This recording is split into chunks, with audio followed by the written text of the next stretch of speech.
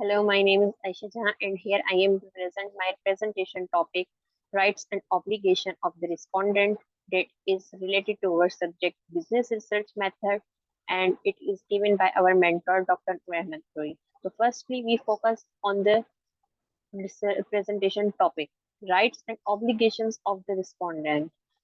Firstly, what are the rights? Rights means fair justice, and the obligations. Obligations means the responsibilities of the respondent. Respondent, who are the respondents? Who take participants, who take as a work as a subject in research. So now we move to the next slide. Respondents obligation respondents की obligations responsibilities क्या होती हैं? First is truthfulness. Truthfulness हमारी वो होती है honesty. हम जो है कितनी ऑनेस्टी के साथ, कितने ट्रुथफुलनेस के साथ जो है अपनी रिस्पॉन्सिबिलिटी कंप्लीट करेंगे। जब हम एज अ पार्टिसिपेंट काम कर रहे होंगे किसी भी रिसर्च में, हम जो है उनको इन्फॉर्मेशन दे रहे होंगे। फर्स्टली हमें एक्यूरेट देनी चाहिए। फर्स्टली है तो हमें, अगर हमारे पास वो इन्फॉर्मेशन है तो हमें देनी चाहिए। अगर हमारे पास इन्फॉर्मेशन नहीं है तो हमें एग्री नहीं करना चाहिए कि हम ये रिसर्च में एज अ पार्टिसिपेंट बनने के लिए तैयार हैं। सेकेंडली, हमें ऑनेस्टी के साथ देनी चाहिए। वो इन्फॉर्मेशन हमारी ट्रूथफुल होनी चाहिए, क्योंकि जब रिसर्चर कोई भी इन्फॉर्मेशन ले रहा होता है तो वो किसी न किसी क्लाइंट के लिए ले रहा होता है, और क्लाइंट की डिसीजन मेकिंग उस पर बेस कर रही होती है। तो हमारी गलत डिसीजन, अगर हम गलत इंफॉर्मेशन देंगे, वो हमारी अनएक्यूरेट होगी, उससे जो है क्लाइंट को नुकसान होगा, और जो है उसको काफी इफेक्ट होगा उसकी डिसीजन मेकिंग पे। और सेकंड है हमारे पास रिस्पॉन्सिबिलिटी, कॉन्फिडेंशियलिटी। कॉन्फिडेंशियलिटी मीन्स हमें जो है उसकी, जो रिसर्चर जो है हमें अपनी पहले इंफॉर्मेशन शेयर करता है कि वो रिसर्चर हमसे क्यों रिसर्च ले रहा है, उसके आउटकम्स क्या निकल सकते हैं। उसके आउटकम्स के अलावा जो है उसने जो है एज अ रिसर्च टॉपिक जो है क्यों, किस लिए लिया जा रहा है, क्या उसके पीछे जो है, क्या उसकी बेसिक्स हैं, नीड्स हैं, जो है जिस वजह से जो है इंफॉर्मेशन ली जा रही है।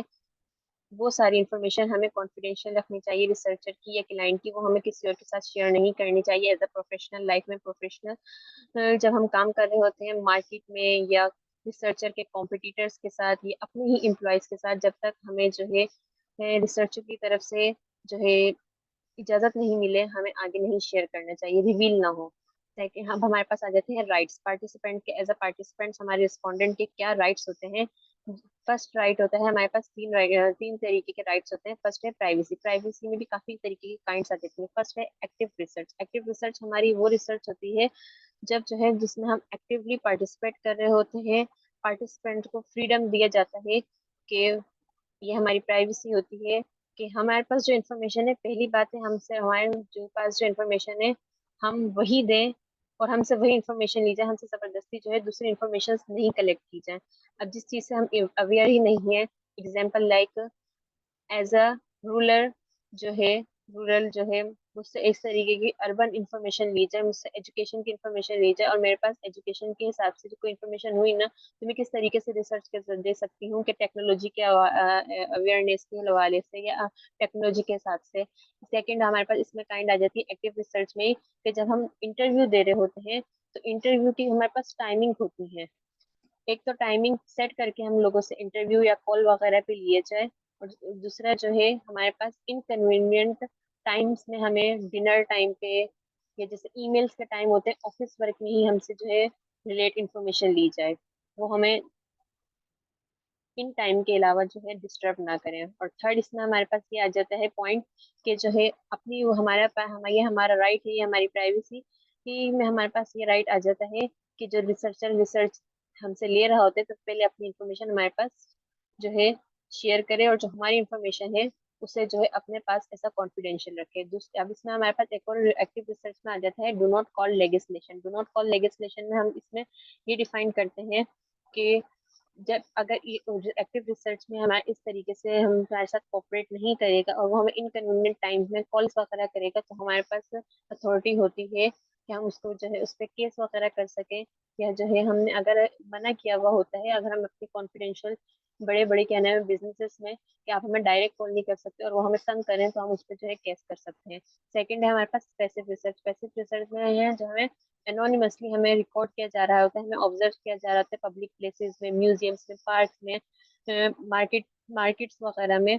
तो और दूसरी क्या नाम है तरीकों से जो है हमसे रिसर्च भी जारी होती है, जो कि हमारे ये इसमें जो है हम बिल्कुल ही अनएथिकल तरीके से ये काम किया जा रहा होता है। इसके इसमें ही हमारे पास आ जाते हैं स्पाईवेयर। स्पाईवेयर में ये होता है कैमरा के जरिए, रिकॉर्डिंग के जरिए जो है वो हमारे कंप्यूटर या हमारे टेक्नोलॉजी जो है अप्लायंसेस होती हैं, just like laptop, mobile, computer, इसमें जो है हमारे जो है डिवाइस अटैच कर देते हैं और उनको हमारी सारी इंफॉर्मेशन, हमारा सारा डेटा जो है शेयर हो रहा होता है। As a researcher, as a respondent जो है ये रिसर्चर अगर इस तरीके की कोई हरकत करते हैं तो वो बिल्कुल अनएथिकल होती है और वो हमारी प्राइवेसी के खिलाफ होती है। हमारे पास सेकंड आ जाता है डिसेप्शन। डिसेप्शन में हमारे पास इस तरीके की चीजें आ जाती हैं जो कि हमें फ्रॉड या डबल मीनिंग तरीके से करके जो है हमसे इंफॉर्मेशन ली जा रही थी। इसमें हमारे पास अभी दो तरीके की चीजें आ जाती हैं। फर्स्टली एक्सपेरिमेंटल डिजाइन, दूसरा है आ जाता है हमारे पास डिस्क्रिप्टिव रिसर्च। एक्सपेरिमेंटल डिजाइन में आ जाते हैं कि रिसर्च इस तरीके से डिजाइन की जाती है, मैनिपुलेट इस तरीके से किया जाता है कि हमें नहीं पता चले पर वो हमसे जो है इंफॉर्मेशन जो है रिवील करवा रहे होते हैं। इसमें हमारे पास दो तरीके के काइंड्स आ जाते हैं। एक तो एक पहले आ जाता है प्लेसबो। प्लेसबो इस लाइक कि उन्हें रिजल्ट वही चाहिए होता है जो वो चाह रहे होते हैं, पर वो हमारी तरफ जो है इंफॉर्मेशन इस तरीके की शेयर करते हैं कि हमें नहीं समझ में आ रहा होता कि वो रिसर्च हमसे जो है गलत या मतलब कुछ अलग इस तरीके का रिवील करवाना चाहते हैं, जिसको ऑलरेडी उन्हें आंसर पता होता है।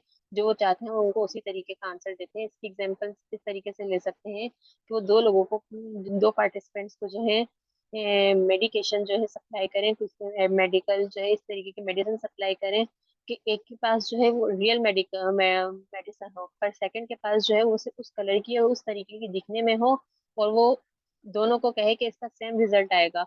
हम जब वो मेडिसिन लेंगे तो हम उसको उसका रिस्पॉन्स वही देंगे, पर जो है रियल में वो उस तरीके का नहीं होगा। वो सिर्फ इस तरीके से डिजाइन किया जाता है, वो फ्रॉड होता है। और इसका है इसके बाद है हमारे पास डीप ब्रीफिंग।